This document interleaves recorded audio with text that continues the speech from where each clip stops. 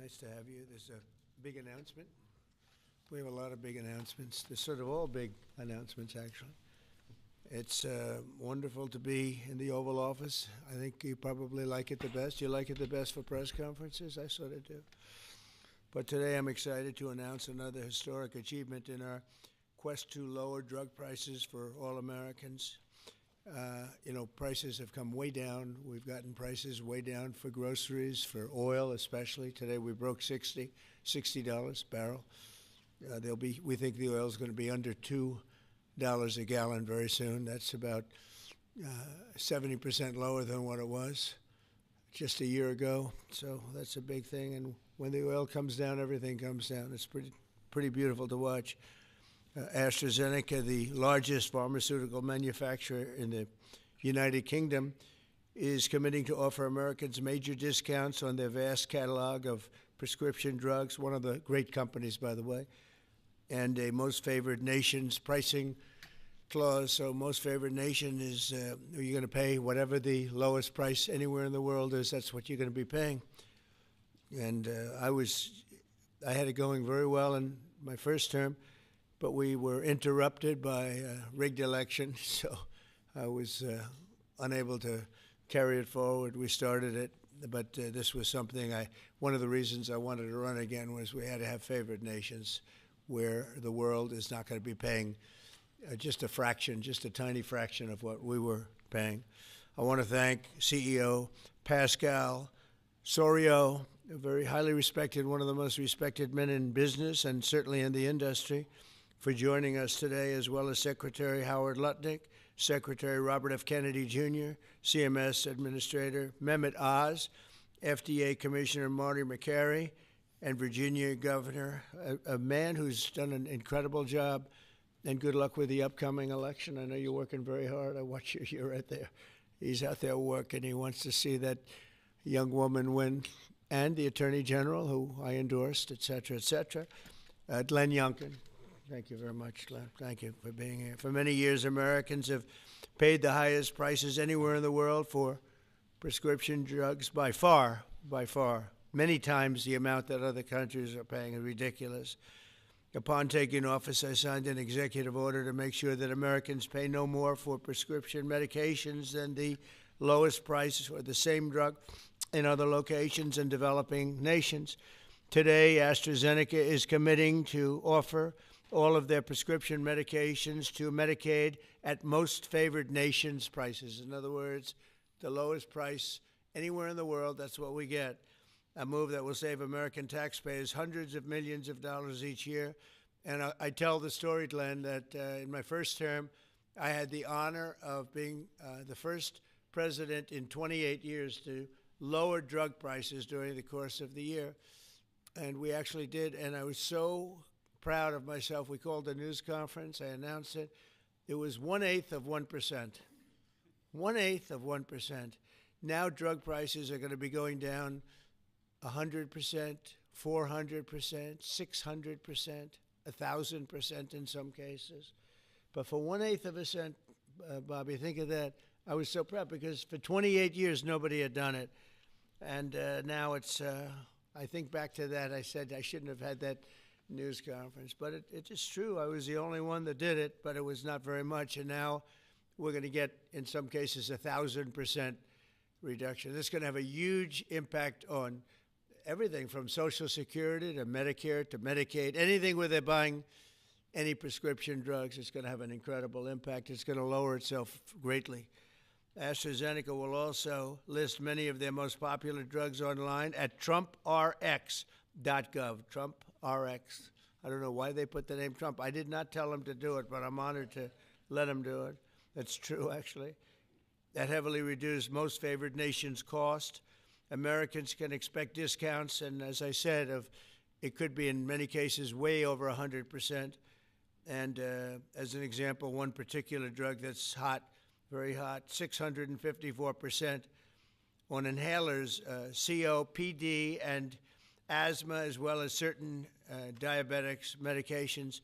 They're going to be averaging about 654% reduction in price. You believe that one? The Democrats will say, well, he should have gotten more. It's crazy. In addition, all medications AstraZeneca introduces to the American market going forward will also be sold at these heavily discounted rates. Furthermore, AstraZeneca will invest $50 billion in the United States over the next 5 years for research and development of new drugs and to onshore manufacturing facilities across the country, like the new plant that broke ground yesterday in Charlottesville, Virginia, where the governor attended. They had a tremendous group of people attending. It's going to have 3,600 jobs just to begin with. And that's going to be a fantastic plant. I saw a picture. It's going to be the best, right? You can't get any better. This is a tremendous victory for Virginia and for American patients and for everything, for the country. It's an amazing company to have coming over to the United States in such a big way. That's going to be a big part of the company. Presidents have promised for years to lower the cost of health care, but my administration is actually the first to do it and do it substantially, do it at numbers that nobody thought, even I thought, were not possible. When you think of it, if you got a 1%, 2%, 5%, that's good. You did a good job. We're talking about 100, 200, 300, 500, 700 in some cases, some big, big numbers. And the largest drug companies in the world are working with us to make this a reality. And so I look forward to being at your opening of that incredible facility. I hear something, and it's in a great location, Len, right? One of the beautiful locations. So I'd now like to ask Secretary Kennedy to say a few words, followed by Dr. Oz, Pascal, Governor Youngkin, and we'll take some questions afterwards. Would anybody like to have some questions? Yes? Oh, I'm shocked. Okay, we'll take them right after, okay? Bobby, please. Thank you, Mr. President. I talked about this a little yesterday in the cabinet meeting, but it's worth repeating because it shows this historical achievement as really monumental. When I was in my confirmation process, virtually every Democratic senator showed me their preoccupation with making sure that we completed, that I was going to continue to get a commitment from me to continue the IRA drug price negotiations. That the IRA required the Democrats, while President Biden was in the first year of the IRA, to negotiate 10 drug prices down. And then I was supposed to, my first year, negotiate 15 and 15 every year thereafter, and that was their plan. The Democrats claimed that they had a 22% reduction, and that was a great success. When we actually looked at that, when I came into the agency, we realized we were actually paying more for 8 of the 10 drugs. The 22% reduction was off of list price, and Medicare ended up paying more for 8 of the drugs, equal for the 9th, and about a 2% discount on the 10th drug. So that was the plan, and that's what they did. We are continuing the IRA negotiations, but thanks to the president's leadership, we have achieved something extraordinary here, which is a dream that he's had for 20 years because he's the common sense president. He saw something 20 years ago. He learned that we were paying 3, 4, 5, sometimes 10 times for the same drug as they were paying in European countries. Some of these drugs were manufactured in facilities in New Jersey and then sold for 1/10 the price in Great Britain, in London or Paris, that Americans were being charged for them here. He saw that this was unfair. Every Democratic president, every Republican president has said that this was the gold standard. This is what we needed to do. Nobody's been able to change it. And when we came in, I have to say I was pessimistic about doing MFN. Dr. Oz was pessimistic. Our staff, John Brook and Chris Klump and the other people we brought in were all pessimistic. The president saw something that we didn't see, which is we had leverage. And that came through Howard and the tariffs, and we had extraordinary leverage to craft these deals. So last week we had Pfizer in, which is one of the biggest American pharmaceutical companies. Today we have AstraZeneca in with Pascal Sorios, which is one of the biggest European pharmaceutical companies. And the president asked us to do three things. One, to get MFN prices. Two, to not bankrupt these companies. He understood that America has to be the center for innovation. The drug industry needs to innovate, that it's critical for its bottom line, it's critical for the health of the American people. And he asked us also to make sure that those companies would keep their promise to reshore this industry. For national security purposes, for our economy, it's critical. These companies are making these drugs in the United States. We were able to achieve all those things, and partially with the visionary help of Pascal, where is he? Of Pascal Zorias, who understood that innovation and the business doesn't work if everybody is not pulling the oars, if everybody doesn't have the skin in the game. Oh, the whole world was riding on our shoulders and riding on our dime. 70% of pharmaceutical revenues comes from this country. We only have 4.2% of the world's population, and we were paying for 80 or 90% of the innovation here, and the rest of the world was a free rider. And Pascal understood that that's not fair, and it's not a good, sustainable, long-term business model.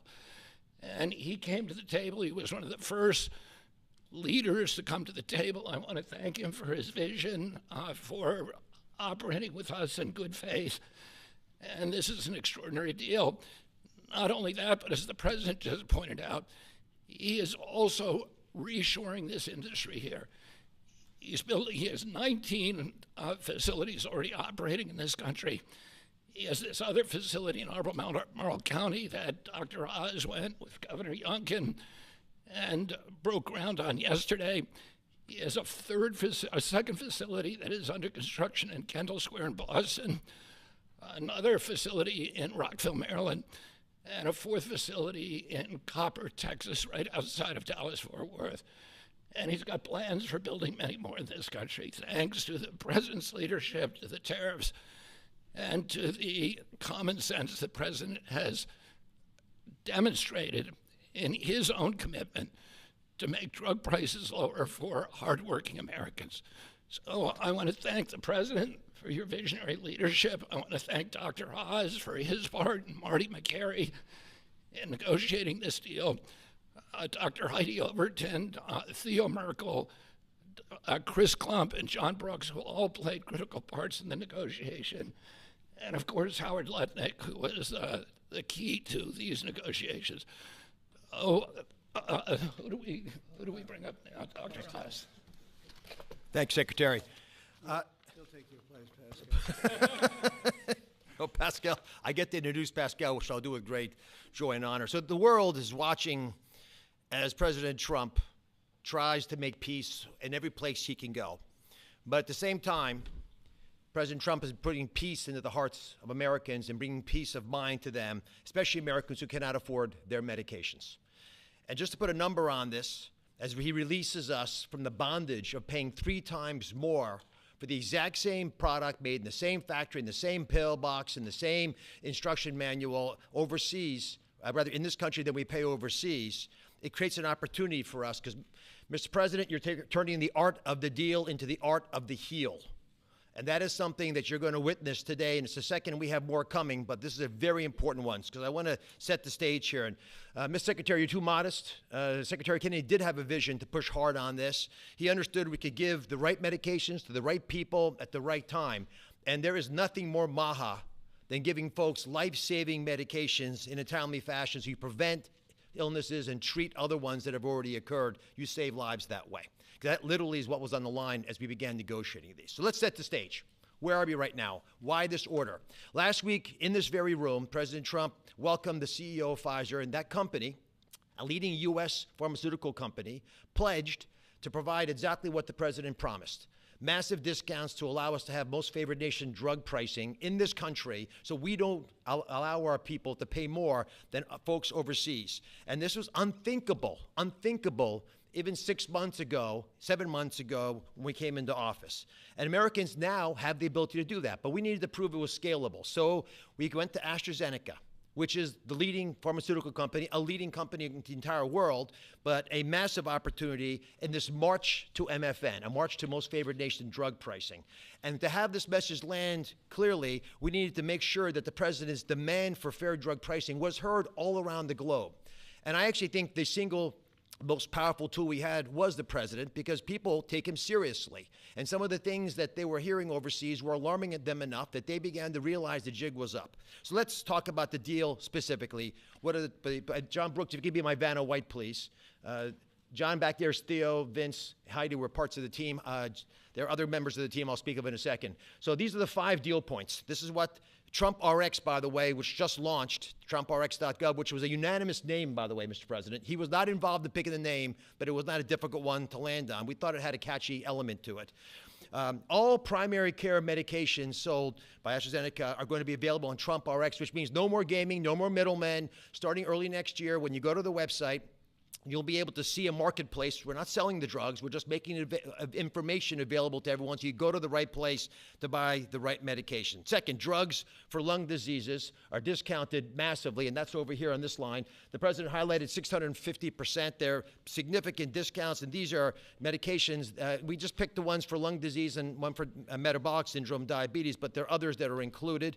We have most favored nation pricing for everyone who is on Medicaid in this country. That's why Governor Youngkin is able to do backflips with his nimble 6'6" physique. Because for governors, this is a massive problem. If Medicaid prices continue going up, it crowds out other social services, which he'll speak to. We also have MFN for all new prescription drugs. Mr. President, by the time this term is done, 95% of all drugs sold in America, branded drugs and generic, will be available at a most favored nation drug pricing. Americans are going to benefit if the prices drop abroad. So Secretary Lutnick is going to make sure that if we get better prices for these companies from our partner countries overseas, the American people see those benefits, and there's going to be onshoring of manufacturing. And as has been mentioned, I stood with Governor Youngkin and Pascal Soriot as we broke ground yesterday in Charlottesville, Virginia, in a massive $4 billion facility. That's the hard hat, Mr. President. I know you like construction, so that was all I could bring back. But there was a lot of remarkable energy. And here's what that event really does. It sends a signal. It sends a signal for all countries around the world to stop freeloading off American innovation. It's done. It's not going to happen anymore with this president. And if you aren't picking up your end of the bargain, then you're going to be welcoming a lot of more companies to leave your shores and allow us to welcome them into our shores as they open up manufacturing facilities here. And for all the pharmaceutical companies out there, we're talking to all of you, pick up a shovel. This is a great place to build a facility, as AstraZeneca has shown us, and I think it has a wonderful opportunity in the future as well as this country continues to support the innovation Secretary Kennedy spoke about, because we're not compromising that at all. We're just getting fair prices for the American people. To the team.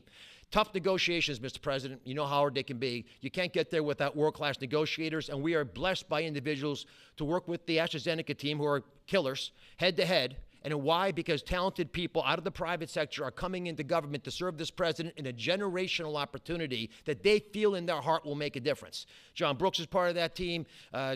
Chris Klump, Inma Hernandez, numerous other folks contributed as well. But we're open for business. And if you want a great position and a patriot, like the folks who negotiated these deals, please consider coming with us, because the president has made it clear that you will make a difference in government. Finally, I want to thank Pascal Soriot. Pascal is an interesting, almost enigmatic individual. He's the CEO of AstraZeneca. He is born in France, Australian citizen, knighted in Great Britain, running their largest pharmaceutical company. So you figure out the lineage. But one thing I know is a very, very smart man who came here early on, took the president seriously, and he recognized the inherent unfairness of the European model of global freeloading off our innovation. He appreciated the challenge, and he wanted to be part of the solution. So Pascal, take it away. Thank you so much. So, President Trump, it is really a pleasure to see you again, since I had a chance to meet you last time you visited the UK for your state visit. I know the King actually kept you late during the night, during your visit, late up at night. And I must thank you, actually, for returning the favor. I can tell you, you've kept me up at night and my team as well. But it has been really worth it. It's been worth it because today I'm really excited to announce AstraZeneca's commitment to your vision for a healthy America. Great leadership is about having an ambitious vision that can energize people, and you appoint a very talented team that can deliver on this. Your vision is exactly that. It is about lowering the price of medicines for American patients while ensuring that America remains a global powerhouse of innovation in biopharmaceuticals. And that's not easy to do. We need to keep inventing the technologies and the products that will cure disease. But you actually gave us a key, equalization. That's an important word. Yeah. You've assembled a remarkable team, actually, that together with us found a way to deliver on your vision. I would like to thank you, Mr. President, for your collaborative and your trusting approach throughout the discussion that led to this agreement. In addition, I would like to thank Secretary Lutnick, like to thank Secretary Kennedy, Dr. Oz, and the CMS team, in particular John Brooks, who is here today, but also Chris Klump, for their very straightforward approach and their collaborative work that, together with my great team at AstraZeneca, enabled us to deliver this agreement today. It is an agreement that allows a number of wins. First of all, a great win for American patients. This agreement will deliver improved access to our medicines at a lower cost. We've addressed the 4 points that you raised in your letter, ensuring Americans do not pay more than patients in other wealthy countries. So it's a big win for patients and the healthcare system as a whole. But it's also a big win for the economy and for taxpayers, because it supports rebalancing the cost of innovation across wealthy nations. For too long, America has shouldered a disproportionate portion of the world's R&D cost for breakthrough medicines development. That imbalance is not sustainable. It had to change. And equalization levels the playing field, with wealthy nations contributing their fair share to the cost and the risk associated with biopharmaceuticals R&D. And I would say it's also a big win for state budgets because these Medicaid price reductions will have an immediate impact on Medicaid budgets and provide substantial relief to state budgets. Finally, your vision also secures America's strong position in life sciences and the onshoring of critical innovations and manufacturing. As a company, we will invest $50 billion in manufacturing and in R&D. We already have a large presence in the United States. We have 19 sites, and we employ 25,000 people around the country. They're all developing the new generation of medicines. But we'll continue to increase our presence in this country. We're expanding our manufacturing footprint in Texas. We're building our second large R&D center in Kendall Square in Boston. We are building a cell therapy manufacturing plant in Rockville, Maryland, and there's more to come. So a lot of investment over the next few years. I want to say that I appreciate very much Secretary Lutnick granting us a 3-year tariff exemption to localize the remainder of our products. Most of our products are locally manufactured, but we need to transfer the remaining part to this country. And also for your great support to convince also other wealthy countries to share the cost of pharmaceutical innovation. It is an important part of this agreement, rebalancing and the cost around the country, around the world. Yesterday showcased our commitment to the United States with this $4.5 billion investment in the beautiful Commonwealth of Virginia to manufacture what we call API, active ingredients for our medicines, but also antibody-drug conjugates that are such a critical part of the future treatment of cancer care, what is called smart chemotherapy, targeted chemotherapy. I want to thank Dr. Oz for joining us for the groundbreaking ceremony near Charlottesville, together with Governor Youngkin. And I actually love your AstraZeneca hat. I know you wanted to bring a shovel, but didn't make it to this beautiful room. I have to say it has been a really a great pleasure to work with Governor Youngkin and his team, in particular Secretary Segura, on this investment. Like you, President Trump, they are deal makers that move at the speed of business. And it's very important for us company to be able to work with people who understand who we are and move very fast. Our new facility will be a great example of Virginia supporting domestic production of medicines for America enhancing national security in pharmaceutical supply, but also create thousands of highly skilled jobs. Governor Youngkin gave me a beautiful Virginia flag that we will proudly fly alongside the American flag in front of our new facility. So AstraZeneca's commitment to the United States is very strong, and this agreement ensures we'll make an even bigger difference for American patients. So, Mr. President, thank you again for welcoming me in this beautiful office and for making this moment possible. Thank you so much. Pascal. Thank you very much. Over to you, Glenn. Well, first of all, I just want to thank everyone for celebrating this landmark moment. This landmark moment is not just a moment to announce a new way to buy less expensive life-saving medicine, but it is a step function change in the way that Virginians and Americans can access medicines. And it is a step function change because historically there was an opaque pricing mechanism that had so many people standing between the manufacturers and the patients that no one knew really what it cost. Well, now we can go direct to consumers. And that's what Trump-RX is all about, going direct to consumers, where a consumer can come and find that particular medication that they need and go direct to the company and get the best possible price. Second of all, the most favored nation clause is a groundbreaking moment. It's a groundbreaking moment because, as you've heard, that American customers have been paying 3, 4, 5 times what international customers have been paying. That is just not fair. And Mr. President, I want to thank you for simply recognizing that America must come first.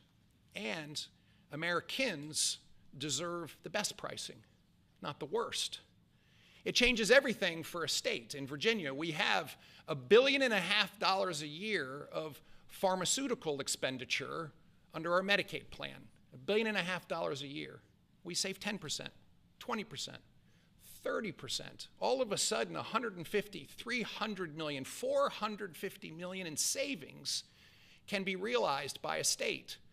Now, I firmly believe that's the people's money, and it should go back in tax relief. But think about the change that that enables for a state as they manage their health care expenditures. Finally, Mr. President, you have driven a reshoring of critical supply chains that no one thought could happen.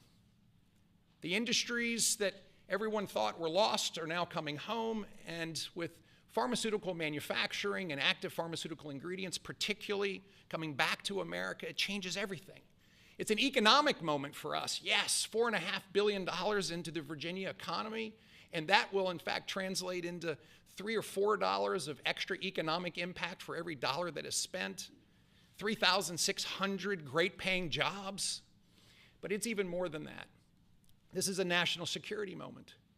And what you've just heard is one of the leading pharmaceutical companies in the world is choosing America, and yes, Virginia, to invest nearly $5 billion to build the most critical manufacturing for the future of America's health. That's not just a single example.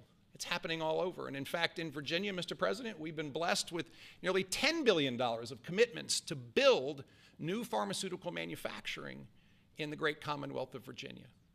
And therefore, I believe this is a moment to celebrate investment, but more importantly, to celebrate breakthroughs for American citizens to get access to life-saving medicines at costs that they deserve because they're all made here.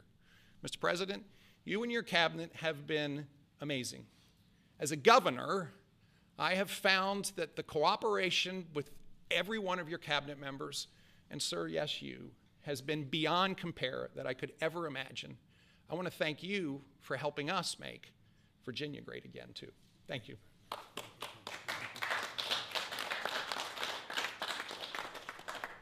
So we have, at this moment, I think we just cracked $18 trillion in commitments and investments in our country. As an example, the last administration was far less than $1 trillion for 4 years. We're at plus $18 trillion for 8 months.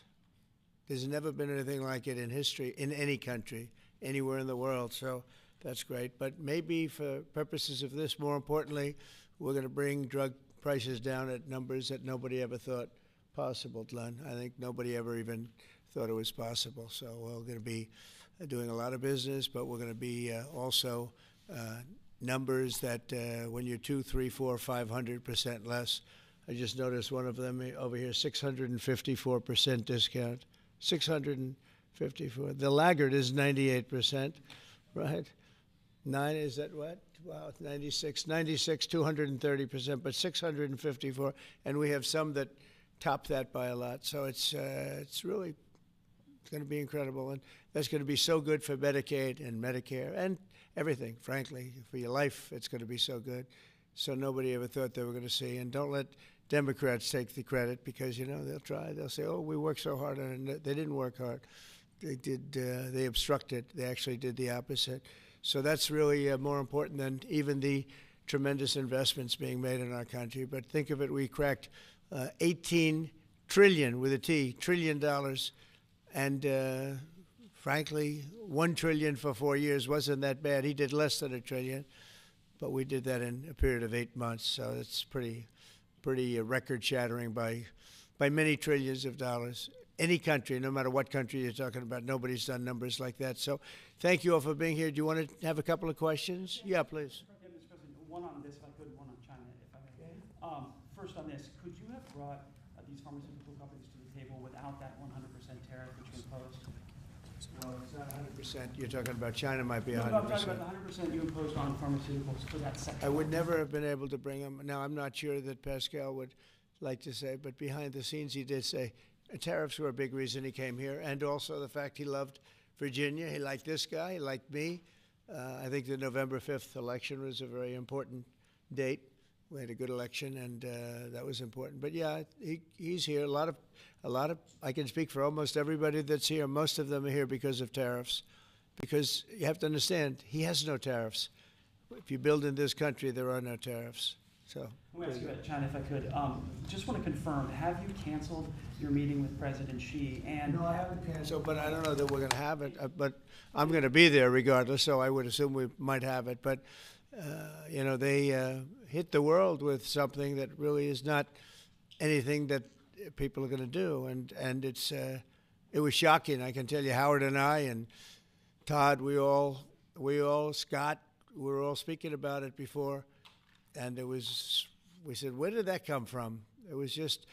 That was out of the blue, right? Out of the blue, they came up with this whole import-export concept, and nobody knew anything about it. So. If they roll back their export controls, the new announcement, would you roll back? Look, we're going to have to see what happens. That's why I made it November 1st. We'll see what happens. Yeah. Mr. President, Go ahead, please. What else besides software could be on the table in terms of export controls? A lot more. I mean, you have software, but you have a lot more. We have airplanes. We have airplane parts. You remember that from last time. And we were just surprised at China. I have a very good relationship with President Xi, and they did that. This is not something that I, instigated. This was just a response to something that they did. And they didn't really aim it at us. They aimed it at the whole world. The whole world is subject to it. So I thought it was very, very bad. But we have many things, including a big thing is airplane. They have a lot of Boeing planes, and they need parts and lots of things like that. Steve? Israeli Prime Minister Benjamin Netanyahu to accept the Gaza deal, and what will be your message to the Knesset when you speak to them?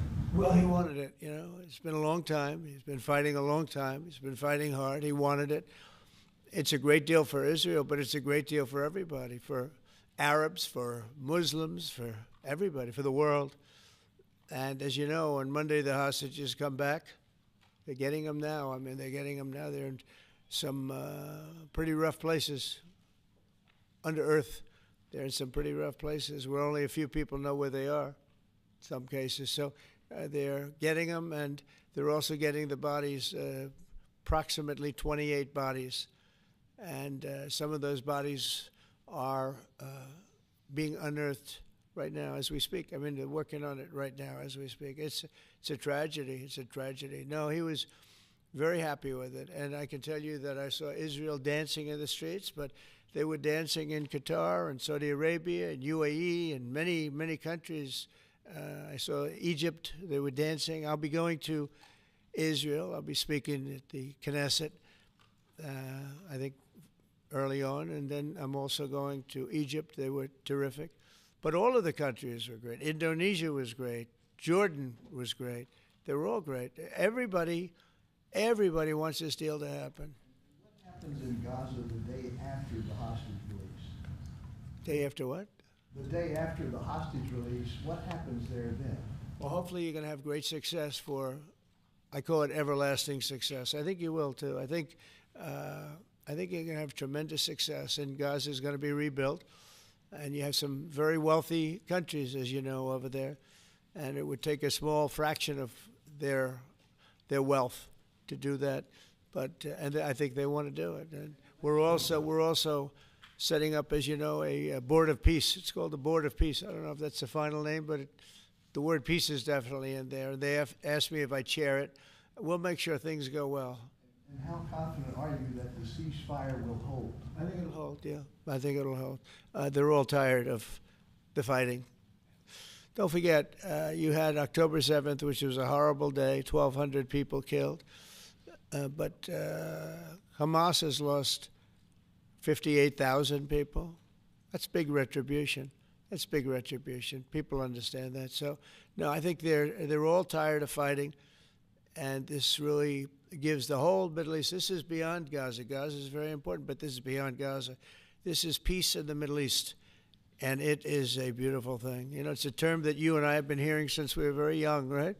And now we have a chance of really having that. And as you know, most of the countries have passed all these resolutions. Every country is there. Iran came in. I was very happy to see that. I was very honored that Iran came in. They said they support it. Russia came in. President Putin, he supports it fully, very fully. So I was happy to see even countries that weren't necessarily involved in the process, they all support it. I don't know of anybody that does it. And I've never seen happier people than many of these places, not just Israel. Many of these places, they're all dancing in the streets. I've never seen anything like it. Yeah, go ahead, please, in the back. Thank you. What guarantees did you give Hamas to persuade them that Israel will restart the bombing campaign once the hostages have been exchanged? What did I do with respect to them? Well, you know, I spoke a little bit tough, and that's what would happen. I mean, you have to speak tough. That's a tough world. That's a tough, as they say, neighborhood. And they're tough people. They're very tough people, and they're smart people. They're good negotiators. They have a lot of things going. They put that to good use. They're going to be very, very successful. But they knew the retribution would be tremendous, unsustainable. It would have been unsustainable. It would have been complete obliteration, and they didn't want that. And nobody wants it at this point. They want to get on with rebuilding the entire Middle East. It's not only Gaza. It's going to be the entire Middle East. They're going to be able to live in peace. Now we have some little hot spots, but they're very small. You know the ones I'm talking about. They're very small. They'll be very easy to put out. Those fires are going to be put out very quickly. Yes, ma'am. Thank you, Mr. President.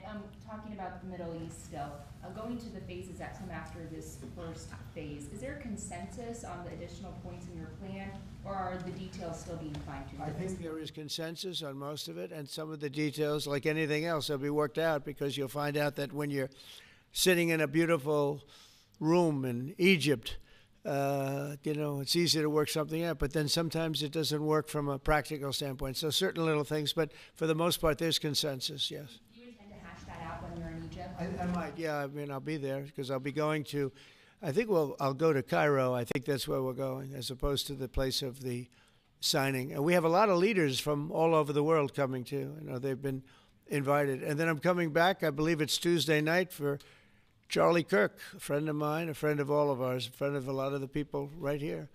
And we're giving him the Presidential Medal of Freedom, which is the highest honor you get outside of the Congressional Medal of Honor. One's military, one's civilian, but it's the greatest honor. And Erica's beautiful wife is going to be here, and a lot of people are going to be here. So, it's not easy for me to get back. It's it's a very quick trip, but I'll be making 2 major stops, and then I'll be on the plane trying to get back in time for Charlie. They're going to have a great celebration at the White House, in the East Room of the White House. Mr. President? Russell Vogt said the reductions in force have begun related to this shutdown. How many layoffs have you authorized for this first round, and from which agencies? And it'll be Democrat-oriented, because we figure, you know, they started this thing, so they should be Democrat-oriented. It'll be a lot, and we'll announce the numbers over the next couple of days, but it'll be a lot of people, all because of the Democrats. I mean, they want to give $1.5 trillion to people that came into the country illegally. More important than that, because we all have a big heart. We want people to be taken care of, but you know, we have 0 people coming in. You know that, Glenn, right? That's a pretty impressive number, even for a successful governor.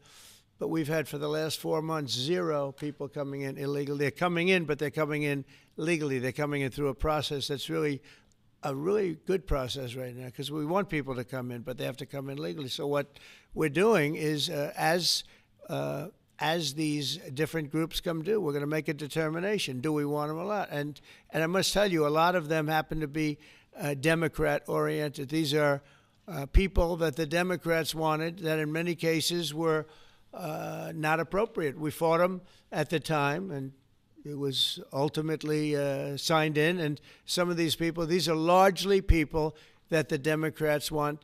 Many of them will be fired. Yes, please, behind. The Nobel Peace Prize was announced this morning. Your thoughts? Which one? The Nobel Peace Prize. Your thoughts? Look, including a very big one, and I'm not sure, you know, when you say big, it's certainly, I think, to the mind of most, the most important deal ever made in terms of peace. But the one we just signed, it's been signed, sealed, and it's going to start taking place now. It's already started. Monday's going to be a very big day when the hostages come back. But I made 8 deals, transactions of wars. One was 31 years going on. 10 million people were killed. One was 34 years. One was 36, 37. One was 10. One was just starting. 2 were just starting, actually, but they were well on their way. In the case of India and Pakistan, 7 planes were shot down. It was a bad one. And I did it largely through trade. I mean, that one, numerous of them. I talked tariffs. I said, look, if you're going to do that, we're going to put very big tariffs on your country. And they were both great. They stopped fighting, and there were 2 nuclear powers. So, you know, they're all big. They're every one of them big. You take a look at the Congo. You take a look at the Congo and Rwanda. 10 million people killed over a long period of time. Got that one solved. We did a total of 8 as of this. 2 days ago, I would have said 7, which I did say, but the other one was signed up, sealed. As you know, Israel signed it just now. They signed it and they approved it today, their parliament. And it's a great honor to be involved with so many. So the person who actually got the Nobel Prize called me and said, I'm accepting this in honor of you because you really deserved it. A very nice thing to do. I didn't say then give it to me, though. I think she might have. She was very nice. And I've been helping her along the way. They need a lot of help in Venezuela. It's a basic disaster. So, and you could also say it was given out for 24, and I was running for office in 24. You know, all of the transactions that we did in terms of closing. But there are those that say we did so much that they should have done it. But I'm happy because I saved millions of lives. Many millions of lives. And speaking of somebody that saves lives, don't ever play golf with him because Keegan Bradley just walked in, one of the greatest golfers in the world, the captain of the Ryder Cup. And, man, I'll tell you did a good job. You almost came back. I turned on. I said, I sort of turned off. It wasn't looking good. And then a little while later I turned on. I said, you guys might make that would have been the miracle. What a great job. He's respected by those golfers like nobody. And I just want to compliment you, Keegan. That was a incredible job. Right here we have a lot of unfriendly fake news media, and he's not used to that. He's used to getting only good publicity, I think, Howard. These are all golfers. But you're some golfer, I'll tell you that, and some leader. Thank you very much. Great job. Thank you, Keegan. Mr. President, on China. Yeah, please. On immigration, ICE are making arrests, targeted arrests at courthouses in New York City and around the country. Criminals are arresting criminals, that's right. Yeah, go ahead. I'm happy about it. I want them to arrest criminals. And if you take a look at D.C., a year ago, D.C. was our great capital was a very unsafe place. You know that. Some of you were mugged, and talk openly about it. Some of the media was mugged. But right now, D.C. is one of the safest places in the whole country. The restaurants are booming. They're opening up new restaurants. The restaurants were all closing. Now you can't get into a restaurant. They're opening up new restaurants. It took 12 days for us. We sent in not politically correct military. We sent them in based on merit. You know, we won the case in the Supreme Court. Everything now is based on merit. Our country was founded on things based on merit. Like Keegan Bradley's not going to be playing golf if he wasn't a great player. If he shoots lower scores, boy, there's no more merit system than that one, Keegan, right? If you miss a putt, they don't say, oh, that's okay, let's take it again, do they? No, it's based on merit. Everything's based on merit. And we're back to the merit system. And when they saw that military is all about merit. They're big, strong people that they're patriots too. And you take a look at D.C., and now we're in Memphis, and Memphis was really crime-ridden. It was terrible. A lot of people being killed. And they say in 12 days they can't even believe how much better it is. And it'll take probably a month over there. And we're heading to Chicago because we want to save Chicago. Do you know they had over 4,000 people killed in Chicago over a short 4,000 people. And I have to watch this slob of a governor stand up and say that, well, everything's okay. We've got it under control. They had 4,000 people murdered over a very short period of time. There's not a city in the world, I don't believe, that can claim, you know, you hear so much about different, I won't, embarrass anybody, like by saying Mexico City or by saying anywhere in Afghanistan. There's no place like that. And then I have to listen to the mayor who's got a 5% approval rate, maybe less. He's an incompetent man. And the governor's an incompetent guy. He's a guy that was thrown out of his family business like a dog. And I know his family very well. And now he's a governor. And when I watch him trying to say that it's okay, we have crime under control, I lost 4,000 people over a very short period of time. I believe it's like 7,000 people were shot but didn't die. But 4,000 people died. And then he gets up and talks about how it's not a problem. Or Portland, Oregon. I mean, every time I look at that place, the place is burning down. There's fires all over the place. When a store owner, there are very few of them left, but when a store owner rebuilds a store, they build it out of plywood, and they don't put up storefronts anymore. They just put wood up because they know it's going to be ripped down. And then I hear how wonderful it is. It's not wonderful. It's a disaster. That's almost an insurrection, that place. So we put our people in there, and they do the job, and they've really done the job. And the beautiful thing is we've done it. 12 days we had this place safe, and now it's, I would say within a month it was beautiful, and it continues to be. That was 3 months ago. I'll tell you, D.C. now is one of the hottest places, just like this country. We were a dead country, and you've heard me say it 100 times. We were a dead country. King of Saudi Arabia said it. Others say the Emir of Qatar said it. Many, UAE said it. The leader, great leader, UAE, all great leaders, they said effectively the same thing. 1 year ago, we had a dead country. Now we have the hottest country anywhere in the world. I just want to thank everybody, and I want to, in particular, thank AstraZeneca. What a great company you have. What a company you've built. You've been there a long time and done some job. It's an honor to have you. I assume you're going to build, so it's $4.5 billion for a plant. That's a pretty big plant, isn't it? I was going to say, could he make it a little bit more? Well, we have a couple of them where they're going to spend $65 billion on one plant, AI. All I know is it's, AI is based on information. I hope they're right about information. I don't know. You got to make a lot of money there's got to be a lot of information out there, but that seems to be pretty hot. But we have a lot. We're leading the world on information on AI, as you know, by a lot. It's not even close. So we're doing a job. And I want to thank everybody, but in particular, Pascal, thank you very much. It's a great honor. Thank you. Thank you very much. Thank you, everybody. Have a good time. Thank you, press. Thank you, press. Thank you, press. Let's go. Thank you. Thanks, guys. Thank you. Thank you, press. Thank you, press. press. Let's go. Let's go.